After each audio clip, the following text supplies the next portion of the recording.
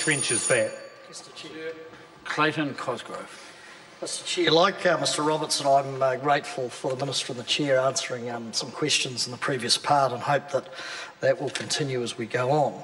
But in respect of part two, the confirmation of the annual income tax rates, it is interesting to note, as Mr. Robertson had said, it raises an interesting question. As these rates are confirmed, what could have been the alternative? And I was debating with one Nicky Wagner on radio Monday. Pass. About the training opportunities, or the jobs, I should say, that do exist in Christchurch in the private sector, skilled jobs that are required. And there are quite a few opportunities, despite unemployment moving up, as Mr. Robertson said, to 6%. But the real gap in the whole system was training. Training for young people, training for those young people, sir, in apprenticeships and in other ways, so that they could fill those jobs.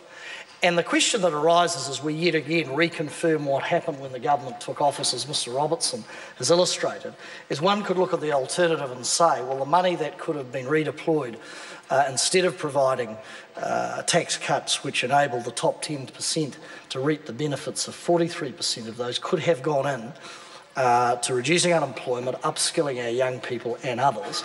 The earthquake then sadly rolls through, and those people, those young people, are there, ready, willing, skilled and able to fill those job opportunities we go through. That's one alternative that could have occurred. If you look across at Australia at the time, of course, their tax rates, unlike what this government did and reconfirmed it every year, they targeted, during the GFC, their tax cuts at the middle and low income. Those people who can't afford actually to save it, they got to spend it, and they got to spend it on the basics of life. And that allowed money to flow through the lifeblood of the Australian economy. Yep, some people spent it on the odd lotto ticket, but in general, people had to spend that money. If you were in the top 10%, I'd argue that, well, it might be a fair few cases of extra wine and a few other things, but you'll either retire debt generally or you'll save it. It doesn't allow that money to flow into the lifeblood of the economic system, where if those are targeted, if these, for instance, if Part 2 was to be amended to differing tax rates, then those tax rates targeted at low and middle income people, they can't afford to the luxuries of life. They have to spend the dough. They have to spend it, and that, of course, engenders money flowing through the system. That could have been an alternative, sir, but we sit here today looking at Part 2, and as Mr. Robertson said, we may as well get the rubber stamp out and bang it on. That Part 2 is sort of xeroxed out every year. It's just reconfirmed and reconfirmed, and the government's quite happy with the policy it has. However, as has been stated, and I think people are getting a wee bit cynical of this, as we move to an election in another 24 months, out comes the spectre of tax cuts. But the interesting thing will be whether as we revisit Part 2, post the next election, or prior to the next election, whether those tax cuts, if they are going to be put in a bill like this, will actually be targeted at people in need, will actually be targeted for folks who need them, and not just, I mean, I would have thought, I would have thought, I'm sure there's a number of people around here who've studied history, bit of political science, bit of theory, bit of practical.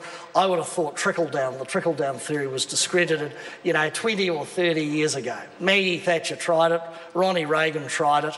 I think most people looked at it and went, well, it doesn't really work. But these guys, these geniuses on the government benches, these guys, they feel that they can just reinvent a tired and discredited old political theory. And every year we come back and we have a Part 2, and they do it again, and they compound it again and again and again. And this stacks up against evidence, as others have said, of an income and inequality gap that widens and widens and widens, and the government simply fails to acknowledge it through any change through a part like this. They seem very, very comfortable, and they seemed extremely comfortable with spending the original tax cuts, as we reaffirm in this part, so the top 10% get a big whack, not spending tax cuts on infrastructure and hospitals and capital expenditure, putting value into the economy, creating jobs. No, simply lining the pockets of those folks who receive 43%, the recipients of 43% of the tax cuts,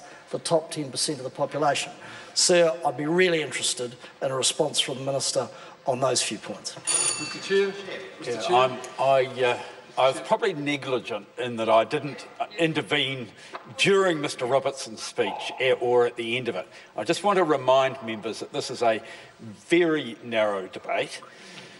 The two speeches that we've had so far would have been marginal for a second reading and was certainly outside the scope of this. So I just want to warn members that we've accepted the principles here, and it's now just a question of whether the bill actually does what's been accepted or not. And if members haven't got some point to make on either side of that, then they better not talk.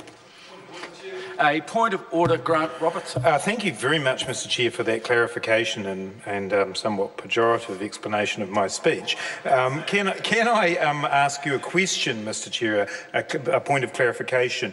When we are debating part 2, are we able to draw in material relating to the commencement date of that part, or would you rule us as not to be able to do that as a result of there being a separate debate on clause 2 of the bill? Well, I think if members made passing reference, it would be acceptable. But if people try and focus their entire speech on something which is actually part of a later part of the bill, then I will rule them out of order. Stuart Nash. Thank you very much, Mr Chair. I would like to stand up and talk to part 2 of the bill. And it's the wording around this